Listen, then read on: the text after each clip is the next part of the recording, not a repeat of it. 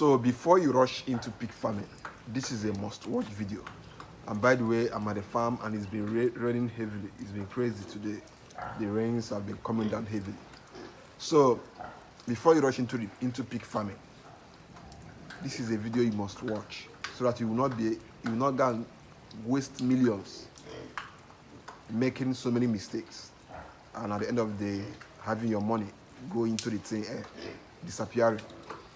Now, there are certain things you must know about pig farming which will help you decide whether you should go into it or not, because I try as much as possible to help as many people who come to my platform by sharing this information. Now, the first thing you have to know is, do you really have the capital? Pig farming is very, very capital intensive, especially if you want to do it in a medium or large scale, because you have to talk about buying the land, fencing the land, that's if you want to fence it, building your structures. All these things are structures, and trust me, building structures these days is no child's play. A bundle of zinc these days, you all know the price if you've been into building for some time. Cement, you all know how crazy it is here, trying to get cement and all those things. So you have to budget all these things: building your structure, buying the land, drilling a borehole, buying the breeding stock, buying the feeds that will sustain your farm for like 2 years.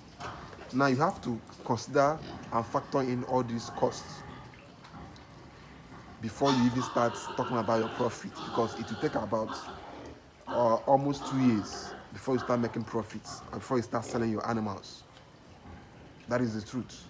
Assuming you buy 10 animals today or 20 animals today and you want to start your farm with those 20, it will take you a good number of months before those animals can get pregnant, start giving birth, and then you will now fatten their own children before you can now start selling.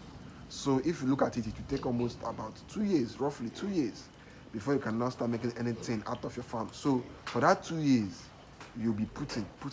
So you have to consider all these costs before you get into pig farming, so that you not go into it and along the line you start being frustrated that, oh, you thought that if you get into this thing you start making money immediately. No, it takes time, and you have to know all these things before you get into it, so that you will not stop halfway. Now the next thing is, do you have practical knowledge?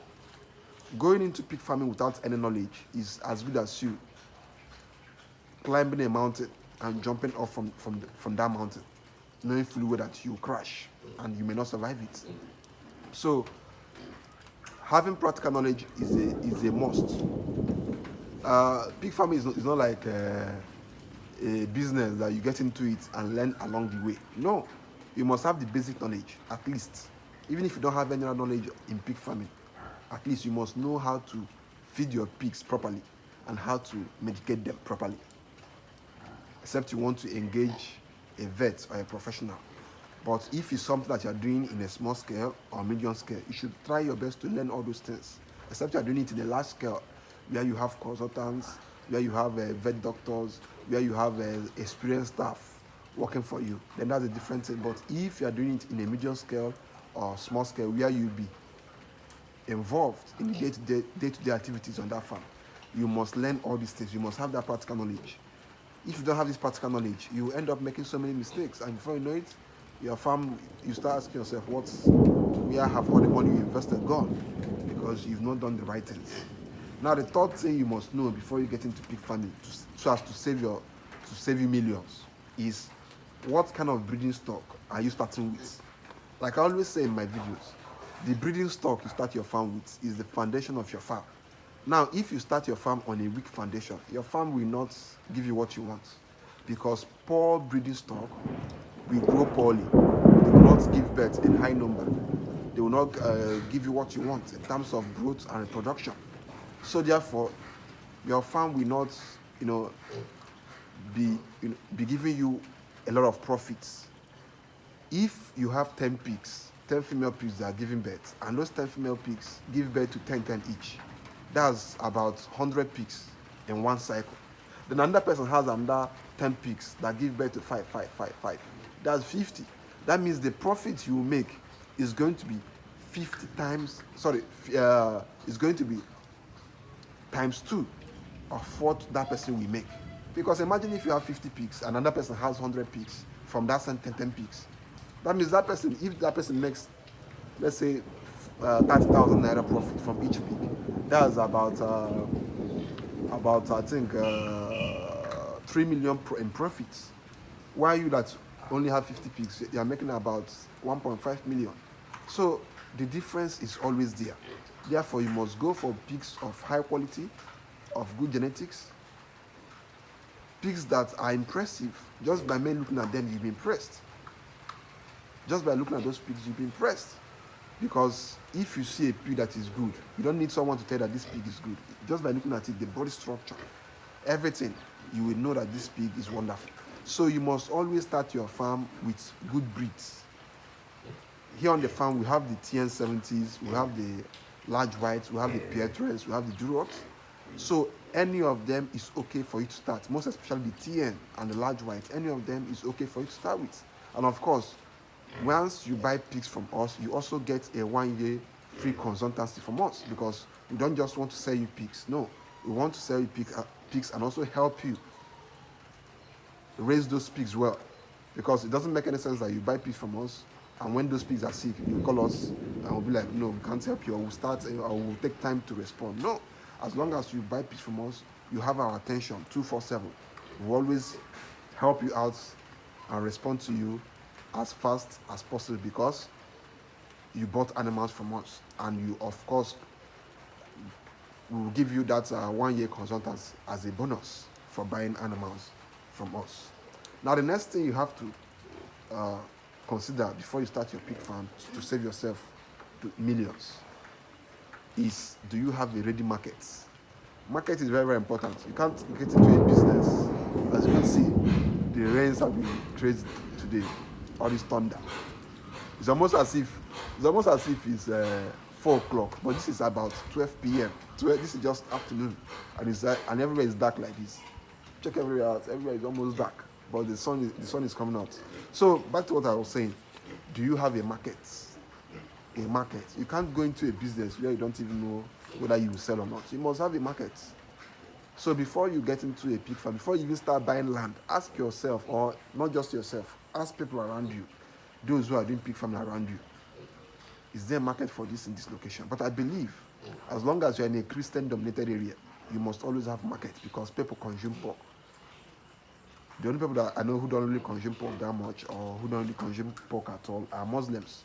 But as long as you're in a Christian-dominated area, or in a place where there are people who are not Muslims, you will always have market. So if you are starting your farm, for example, in northern Nigeria, let's say you're going to start your farm in Sokoto.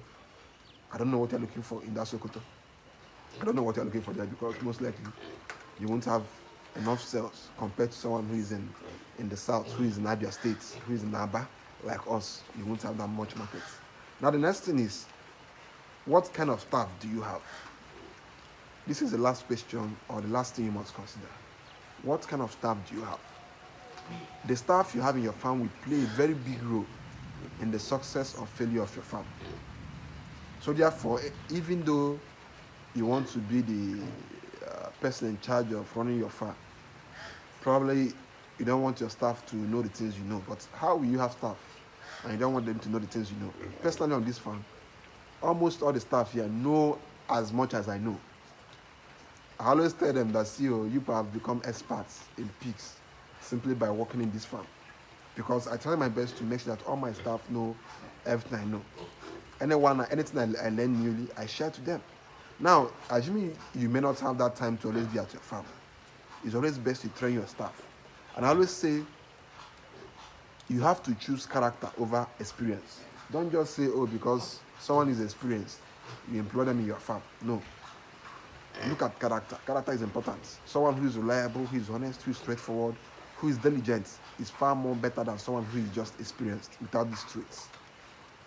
Because you can easily teach someone the management aspect of a pig farm. But someone who is dishonest, no matter how experienced that person is in pig farming, you can never teach that person how to be honest. You can never teach that person how to have integrity. You can never teach that person how to be reliable. You don't give character. Character is what someone comes with. Is by default. You cannot change somebody's character. No, you can't. Because this is how that person grew up. This is what that person grew up with. Therefore, you cannot change him. But someone who doesn't have the experience, as long as the person has that hunger, that desire, that willingness to learn, you can teach that person. So therefore, you must always look out for people who are reliable, honest, straightforward. And those are the kind of people that you should work in your farm. And then you can train them. And they will give you their best. So that is basically that on today's video. Don't waste your millions if you've not considered all these 5 things I've talked about on this video. So that's that. Let me continue with the activities for today. Hey.